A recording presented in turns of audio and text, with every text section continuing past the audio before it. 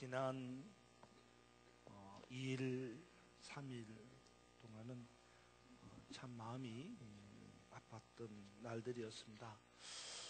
여러분도 아시다시피 가거도 해상에서 응급 구조 헬기가 추락하는 바람에 거기에 탑승한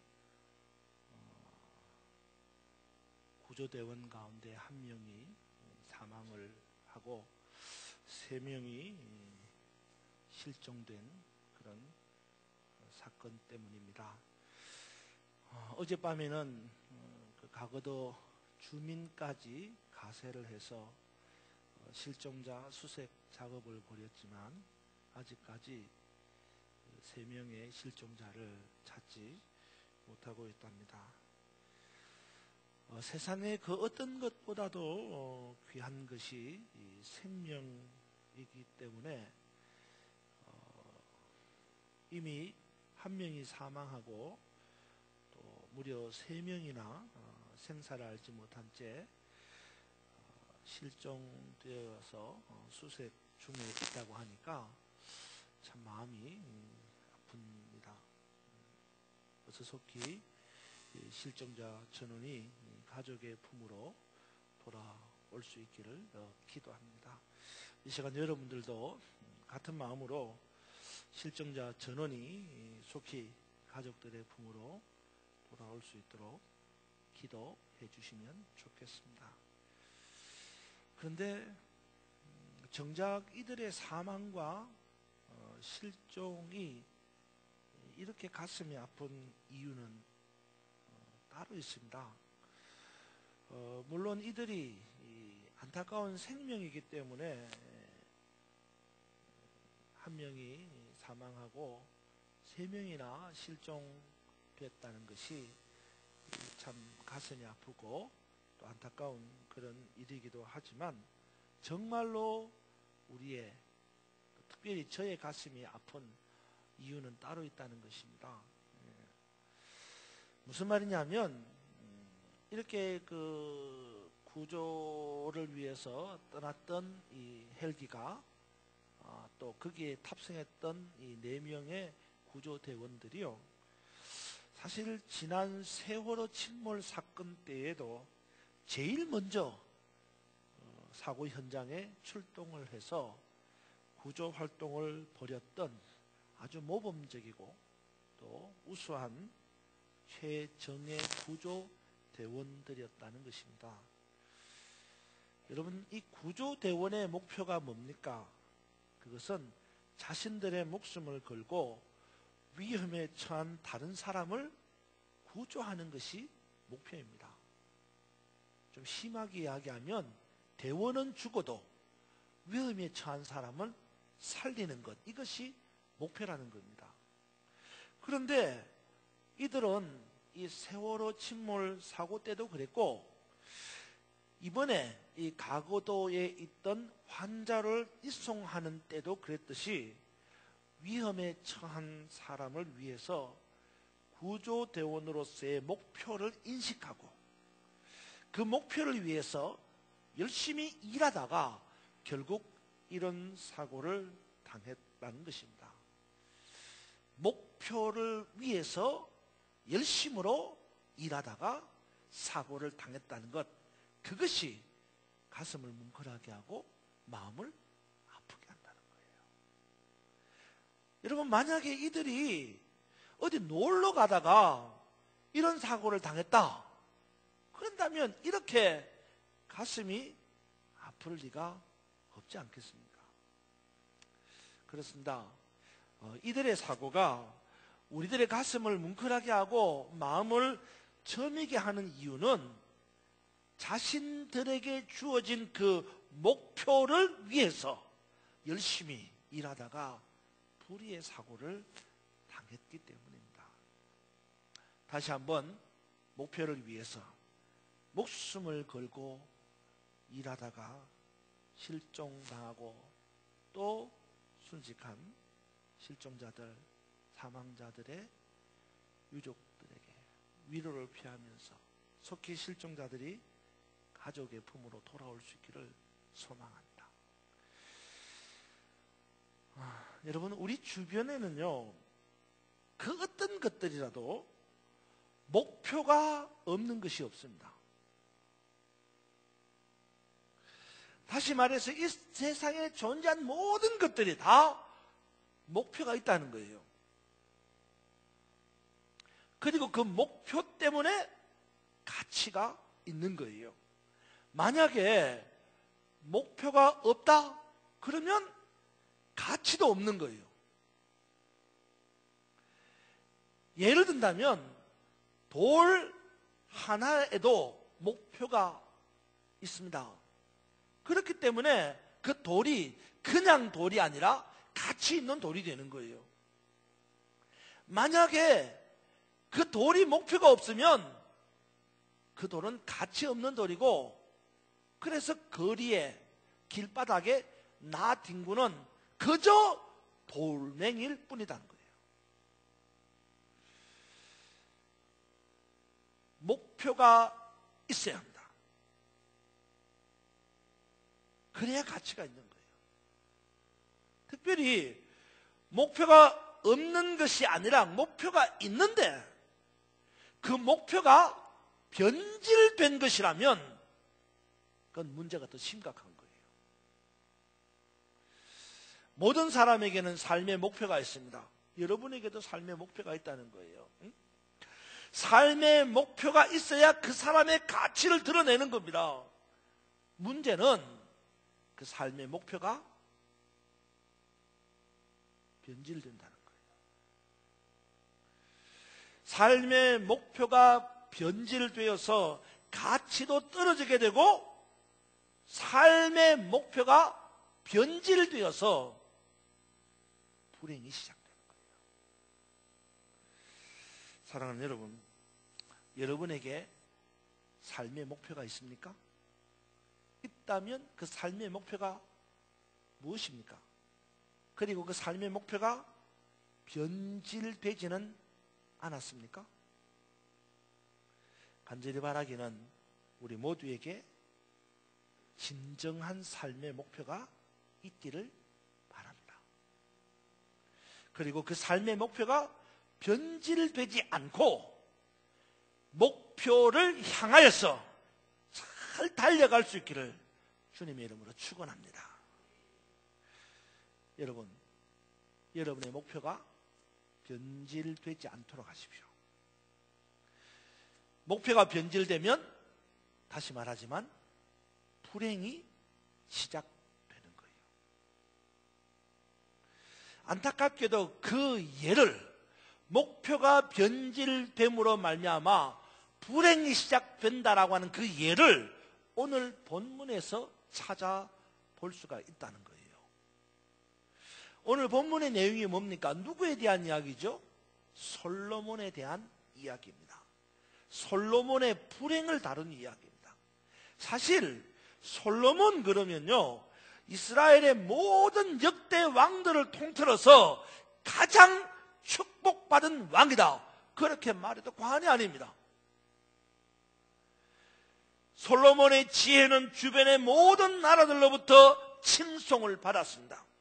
솔로몬의 부귀 영화는 주변의 모든 나라들로부터 인정을 받았습니다.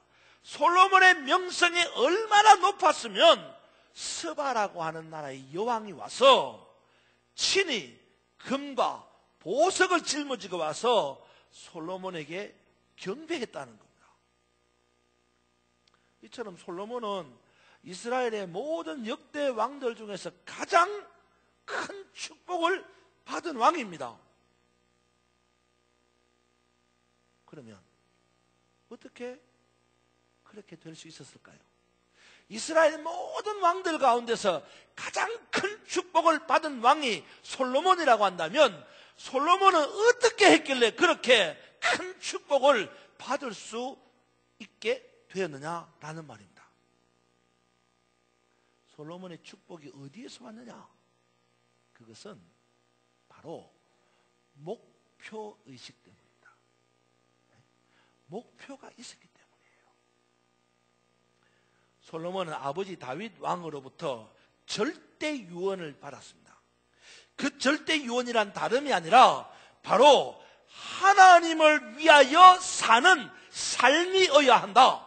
하나님을 위하여 라는 삶이 되어야 한다. 라는 절대 목표의 유언을 받았다는 거예요. 하나님을 위하여. 이것이 솔로몬의 목표가 된 거예요. 그리고 이 절대 유언의 목표를 따라서 솔로몬은 마침내 하나님의 성전을 짓는, 하나님을 위하여 하나님의 성전을 짓는 왕이 되었습니다. 하나님도 그 절대 목표, 하나님을 위하여라고 하는 이 절대 목표를 인정하고 하나님을 위하여 성전을 지은 이 솔로몬을 크게 축복해 주신 거예요. 그런데 문제는 이 큰 축복이 오래가지 못했다는 거예요. 영원할 것만 같았던 이 솔로몬의 왕국은 결국 솔로몬이 죽고 난 이후에 분열 왕국이 되어버렸고, 솔로몬의 나라는 그 신하들에 의해서 빼앗기고 조각조각이 나는 불행한 결과를 가져왔다는 거예요. 왜 그랬을까요?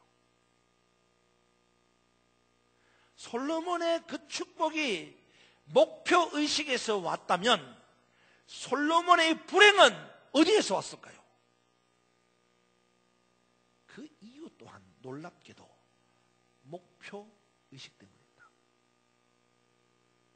무슨 말이냐면 솔로몬에게 있었던 그 목표의식, 하나님을 위하여라고 하는 이 목표의식이 마침내 변질됨으로 말미암아서 솔로몬의 축복도 사라지게 된다는 거예요. 여러분, 우리가 읽은 본문 7절과 8절을 여러분 한번 보시기 바랍니다. 7절, 8절. 제가 7절 읽으면 여러분 8절 읽으시기 바랍니다. 7절. 모압에 가정한 그모스를 위하여 예루살렘 앞 산에 산당을 지었고 또 암몬 자손의 가정한 몰록을 위하여 그와 같이 하였으며. 8절 시작.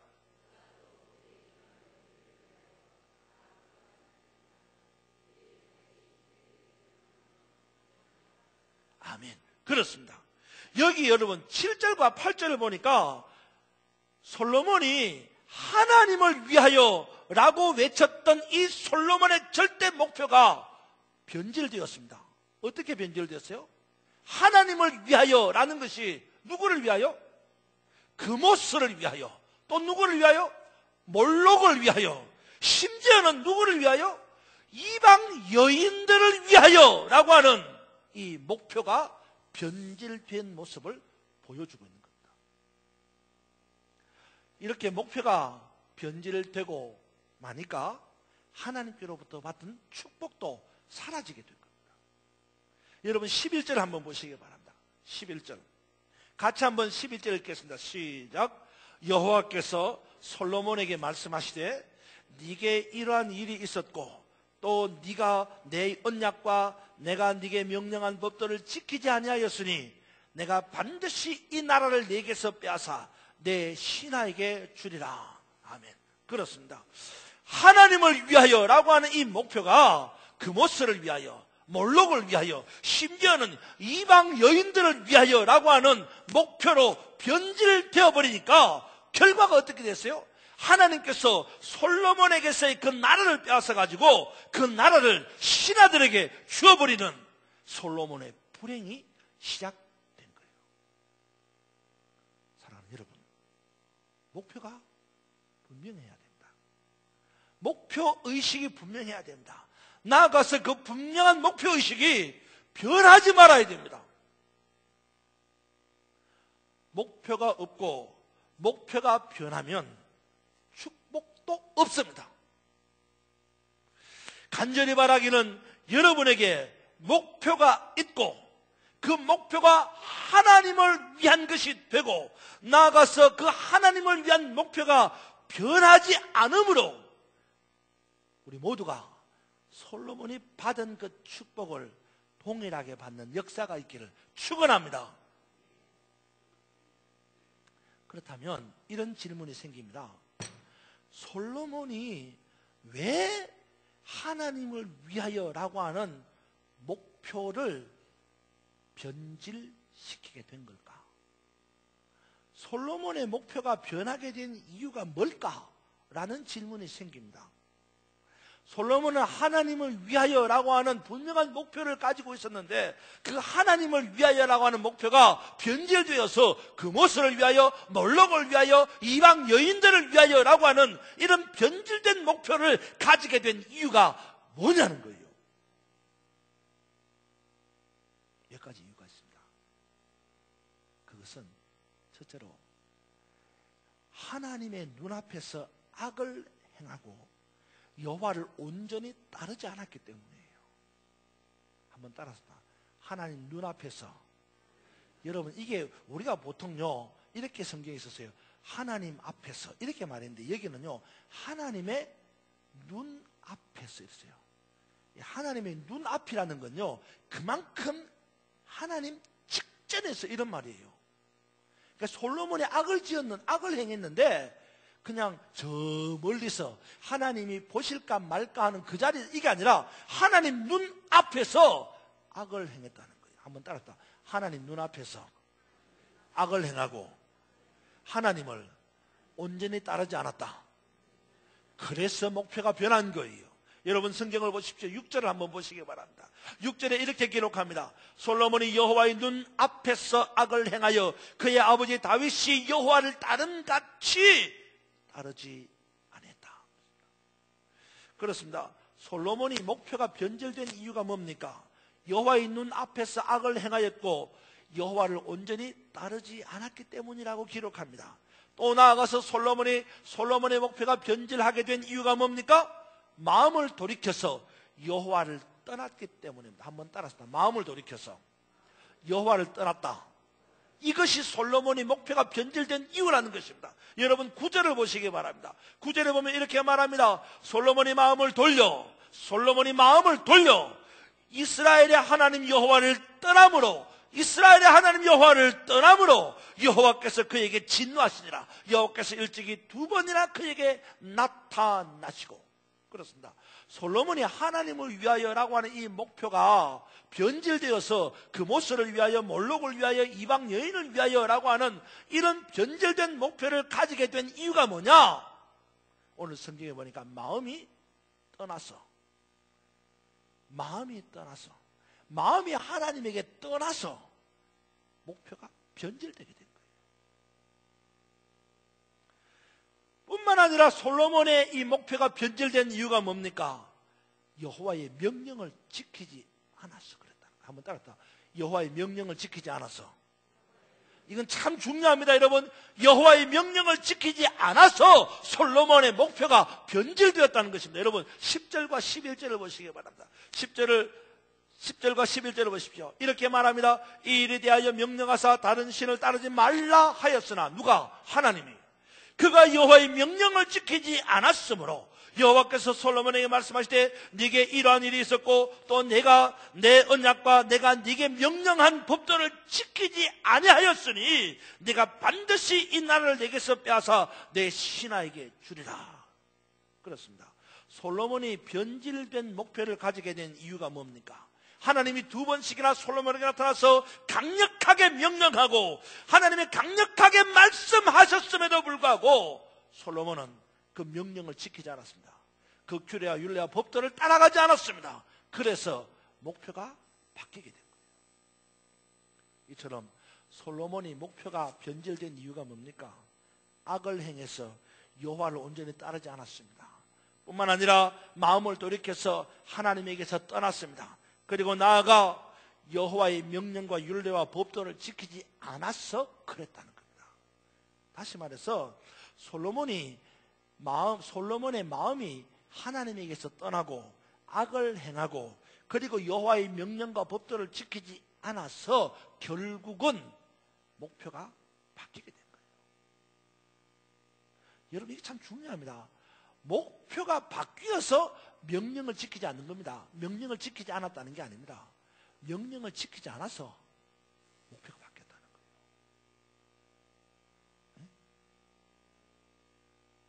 하나님은 솔로몬에게 2번씩이나 나타나서 이방 여인과 혼인하지 마라 명령하셨어요.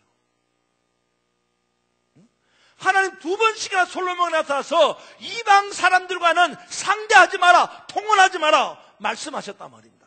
그럼에도 불구하고 솔로몬은 그 명령을 어기고 이방 여인들을 사랑하였을 뿐만 아니라 결혼까지 했습니다. 여러분 1절 보세요. 1절에 뭐라고 기록합니까? 한번 읽어봅시다. 1절 시작. 솔로몬 왕이 바로의 딸 외에 이방의 많은 여인을 사랑하였으니 곧 모압과 암몬과 에돔과 시돈과 헷 여인이라. 계속해서 2절 3절을 보시기 바랍니다. 여호와께서 일찍이 이 여러 백성에 대하여 이스라엘 자손에게 말씀하시기를 너희는 그들과 서로 통혼하지 말며 그들도 너희와 서로 통혼하게 하지 말라. 그들이 반드시 너희의 마음을 돌려 그들의 신들을 따르게 하리라 하셨으나 솔로몬이 그들을 사랑하였더라. 왕은 후궁이 얼마나? 700명이고 첩이 몇 명이라? 300명이라. 그의 여인들이 왕의 마음을 돌아서게 하였더라. 그렇습니다. 하나님은 솔로몬에게 이방 여인들을 사랑하지 말고 그들과 통혼하지도 말고 통혼하게 하지도 말라 그랬습니다. 그러나 그럼에도 불구하고 솔로몬은 모압과 암몬과 에돔과 시돈과 헷 여인이라고 하는 이방 여인들을 돌아가며 사랑했습니다. 그리고 무려 700명이나 무려 300명이나 후궁과 첩을 두는 정말 하나님의 명령을 무시하고 여호와의 계명과 법도를 떠나서 자기 마음대로 행동했어요. 사랑하는 여러분, 적어도 우리는 솔로몬과 같은 죄를 반복하지 말아야 합니다. 여호와의 계명과 법도를 떠나서 자기 마음대로 행동하는 악행을 저지르지 말아야 한다는 거예요. 하나님의 명령을 떠나 자기 생각대로 행동하는 죄를 지지 말아야 한다는 거예요. 우리는 흔히 이런 생각을 합니다. 계명이나 율례나 법도 그리고 하나님의 명령 같은 것들에 대해서 굉장히 저항적인 생각을 합니다. 그래서 목사님들이 하나님의 율법을 강조하고 하나님의 율례를 강조하고 법도를 강조하고 하나님의 명령을 강조하면요, 대부분의 사람들이 저 목사님 율법주의자다 이렇게 이야기합니다. 하지만 저는 여러분들이 강력하게 말씀에 의지해서 권면합니다. 여러분 율법 지켜야 합니다. 여러분 계명을 지켜야 합니다. 여러분 하나님의 율례와 법도를 반드시 지켜야 합니다. 그렇지 않으면 우리의 마음이 흔들리고 되고 우리의 마음이 돌아서게 되는 거예요. 결국은 내 마음이 흔들리고 돌아서면 뭐가 바뀌는 거예요? 목표가 바뀌는 거예요. 여러분 2절을 다시 한번 보시기 바랍니다. 2절에 보면 이렇게 말한다. 여호와께서 일찍이 이 여러 백성에 대하여 이스라엘 자손에게 말씀하시기를 너희는 그들과 서로 통혼하지 말며 그들도 너희와 서로 통혼하게 하지 말라. 그들이 반드시 너희 마음을 돌려. 뭐라고요? 그들이 반드시 너희 마음을 돌려.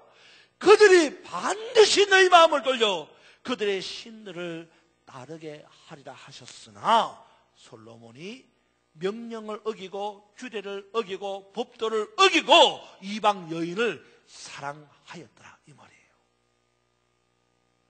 그러니까 명령과 율례와 법도와 규례를 어기면 어떻게 되는 거예요? 마음이 흔들리게 되는 거예요. 돌아서게 되는 거예요. 그래서 하나님을 위하여라고 하는 목표가 바뀌어버리게 되는 거예요. 우리가 여호와의 명령을 지키지 아니하고 그의 율례와 법도와 규례와 명령을 지키지 아니하면 우리의 마음이 흔들려서 목표가 변질되고 마침내 하나님을 위하여라고 하는 이 목표가 세상을 위하여라고 하는 목표로 바뀌게 되는 거예요.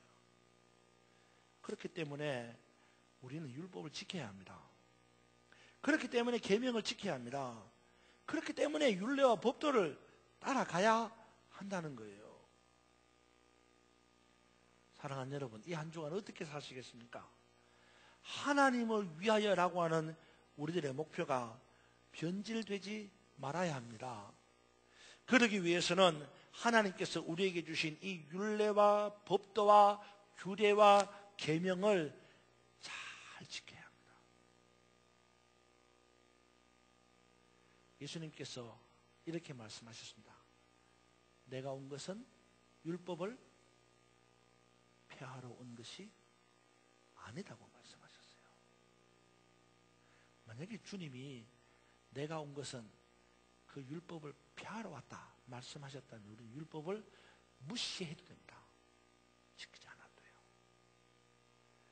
그러나 주님은 그렇게 말씀하시지 않았습니다. 내가 온 것은 율법을 폐하러 온 것이 아니라 그랬습니다. 율법을 완성하러 왔다 그랬습니다. 그 완성이 뭐예요? 사랑입니다. 제가 오늘 아침에 이런 생각했어요. 율법을 완성하는 사랑, 그것도 명사가 아니라 동사라고 한다면, 무슨 말이냐면 사랑은 명사라고 한다면 아무 가치가 없어요. 사랑이 명사라고 한다면 아무 가치가 없습니다. 사랑은 동사이기 때문에 가치가 있는 거예요. 동사라는 말은 뭡니까? 사랑한다라는 거예요. 사랑한다는 건 행동이에요. 행동은 율법입니다. 다시 말해서 율법을 완성하기 위해서 사랑이라고 하는 율법을 우리에게 주신 거예요. 여러분, 십계명을 알고 계십니까? 제가 이번에